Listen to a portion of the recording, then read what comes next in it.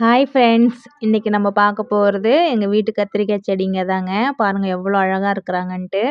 2 நாளா இங்க நல்ல மழைங்க. இந்த மழையில வந்துட்டு செடிங்க எல்லாமே நல்லா தளதளன்னு இருக்காங்கங்க.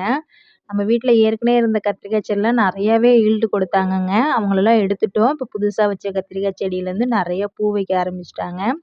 பார்த்தாவே உங்களுக்கு தெரியும் எவ்வளோ பூ இருக்குதுன்னு சொல்லிட்டு. இவங்க காய் வைக்கும்போது நான் உங்களுக்கு அந்த வீடியோ போடுறேங்க. பாருங்க இதில ஒரு ஃபர்ஸ்ட்டு காய் வந்திருக்குது. பாருங்க எத்தனை கத்திரிக்காய் செடியிலையுமே எல்லா செடியிலையுமே பூ தாங்க.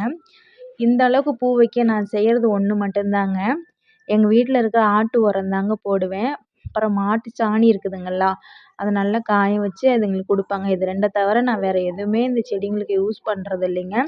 வீட்டில் யூஸ் பண்ணுற ஆர்கானிக் காய்கறிங்க அந்த மாதிரி ஏதாவது மிச்சம் மீதி இருந்துச்சுன்னா கூட போடுவேங்க.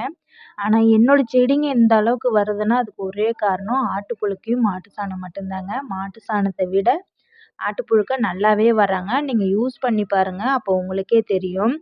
இது பாருங்க சுண்டைக்காய் செடி எந்த அளவுக்கு பூ வச்சிருக்கிறாங்கன்னு சொல்லிட்டு. நீங்க ஒரு டைம் ட்ரை பண்ணி பாருங்க. நான் சொல்றது உங்களுக்கு புரியும். செடி நல்லாவே வருவாங்கங்க.